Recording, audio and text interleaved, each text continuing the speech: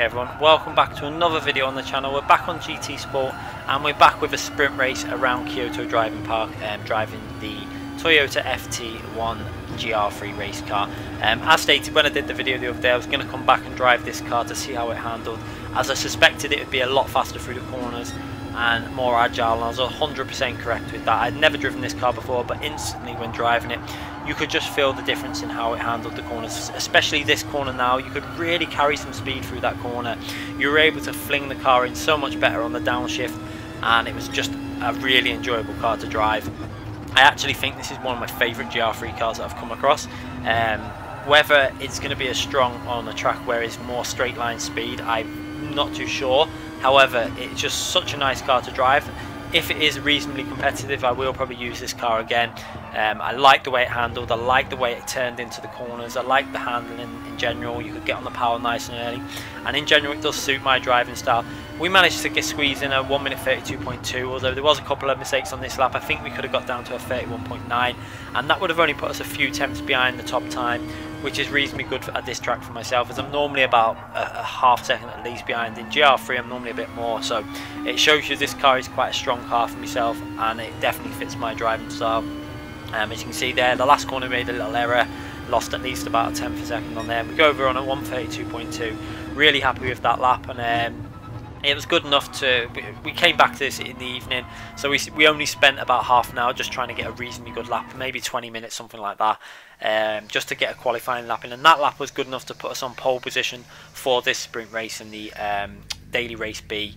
And you can see there we're starting a pole. We've got a Dodge Viper in second, which I was really worried about, to be honest, because that Dodge Viper is one of the fastest cars in the straight line, and obviously with that long straight that we start on, and then the all-out slipstream session through the fast corners, you get such a slipstream.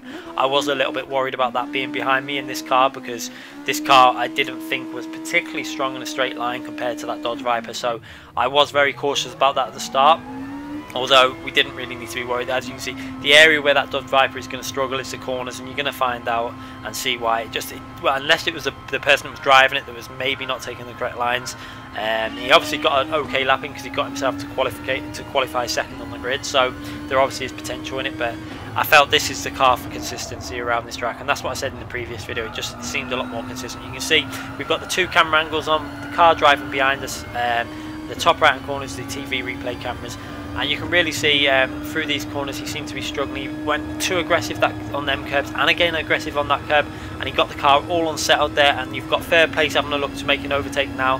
He's going to go round the outside and try and late brake around the outside. You're going to see from his camera now he got round the outside of him, and we're going to switch to the guy who's driving the same car as us. Unfortunately for us, he managed to stay in our slipstream and was going to be able to catch us up on the straights now. I was trying through this corner. I was just planning on getting through this corner as fast as I could to try and break the slipstream, and we went a bit too aggressive. You can see managed to catch the rear fairly easily, but we lost a bit of time. As you can see, we ran wide through that corner, and he caught up about 3-4 attempts just on that mistake there. So we made quite a bad error there, but I wasn't too worried. I knew the guy in third was probably going to be a little bit slower. His qualifying lap was about 3-4 attempts off ours, something like that, 2-3 attempts, something like that. So I had a bit of a cushion in myself, I think. You can see now I really do enjoy this car. Look at the way it handles the corners. You can see instantly that Dodge Viper is just struggling. He's sliding around. He's lost third place now. He's down to fourth place, and he's having a bit of a nightmare really in that Dodge Viper. But at the front, this is going to be a good battle. You can see instantly the guy behind us is fast. We're doing a bit of snaking to try and break that slipstream, sticking to the left hand side now and then getting back onto the line. And I really did want to break the slipstream. You're going to see me, I was pushing reasonably hard, but there's a limit that I don't like to pass when you start pushing too hard, especially on this track where making an error is fairly costly, especially on that really fast chicane. Going through this section, he was getting such a big slipstream. You could see the slipstream he's building up. He's going to have a little look down that inside, so I instantly go defensive, because I know if I stay to that left hand side, this car's got such turning ability. I can just lift and just let it stay to that inside and keep on the power. Just look at the way it handles, and I was able to defend that line and actually pull away from him a little bit. It could just cope with such a tight angle at speed like that really well. So going into the fast chicane, we've again got to try and get it a bit cleaner. We go a little bit cleaner that time, and nice and cleanly again. He's driving it cleanly as well, and he's just sticking to us there in the slipstream. It's the thing with this car, because it handles so well, when you've got someone who's good behind you, it's so hard to break them out of the slipstream. It's nearly impossible, because this guy was obviously driving well as well, and we had a little bit of an oversteer coming out of that corner, but we got away with it. Attacking this real tricky chicane in this car was much easier, I found, than other cars. You could just get on the power in fourth gear really easy and just use that curb on the right hand side. It felt a lot safer than other cars. Some cars become really unstable on that curb, but this car felt much more stable. Going into the last corner again, I was trying to make sure I got reasonable exit speed. We're going to go a little bit snaky again, trying to get rid of that slipstream, sticking to the left hand wall, and then working our way back over to the right hand side of the track as we chuck it into this fast left hander. And again, the way this car just bites into the inside of the corner on turn 1 was so much stronger than when I drove the the RCF car. That car struggled a bit through that corner, and this is where this car is so strong. You can see instantly we've pulled a bit of a lead between third and fourth. Just have a look in that top right hand corner when we come into the next screen where we can see the gap, and you're going to notice us two in this FT1 have managed to pull a bit of a lead to the other guys. I think the third place was actually also in an FT1 as well. Actually no, it looks like the Dodge Viper has got himself back in third place. So let's just see what sort of distance we've managed to build up from third place already. I can't see him in the distance yet.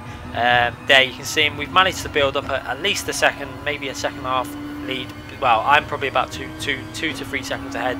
I'm the guy in seconds at least a second and a half ahead. So we've managed to build up quite a big lead in the short number of laps we've done. Coming to the end of lap 3, we've only got one more lap after this to keep this in the lead.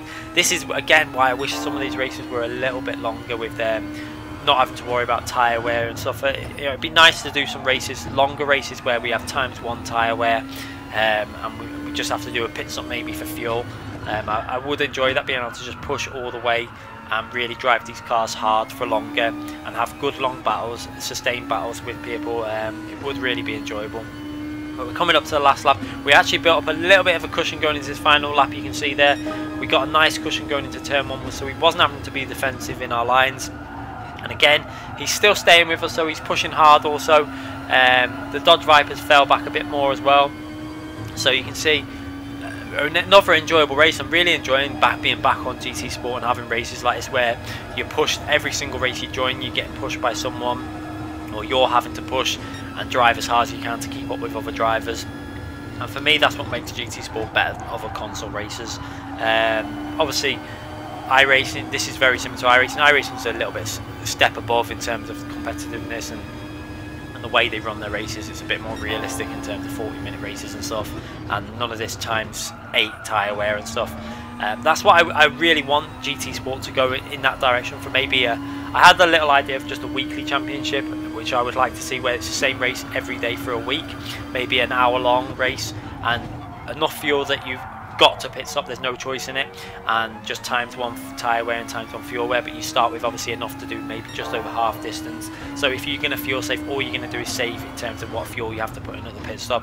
But maybe have it over 8 weeks championship, so the track stays the same for the full week, so it gives everyone a chance to race it, because some people don't get the chance to race these races if they can't get on that day. I just think it'd be quite a good idea maybe to have a separate championship like that, but let's just see what happens. I'm not sure if it'll happen, but it would be nice to see something like that. As we go through the final corner and we go over the line, and we've managed to hold him off for the full 4 laps. Another enjoyable race. I hope you guys enjoyed that race. It was a nice little test of this car, another car that I've tested out now. So I'm trying to get used to as many different cars as I can on the game now, as I was originally sticking to the cars I knew. But I think the more cars I test, the better I'm actually getting at the game now. I'm starting to understand more about the handling and stuff. So really enjoyable. Hope you guys enjoyed that. Make sure you give it a thumbs up if you've enjoyed it. Make sure you subscribe to the channel if you want to see more races. And we're going to be back with more GT Sport, Assetto Corsa and Project Cars 2 very soon. Thanks again for watching, everyone.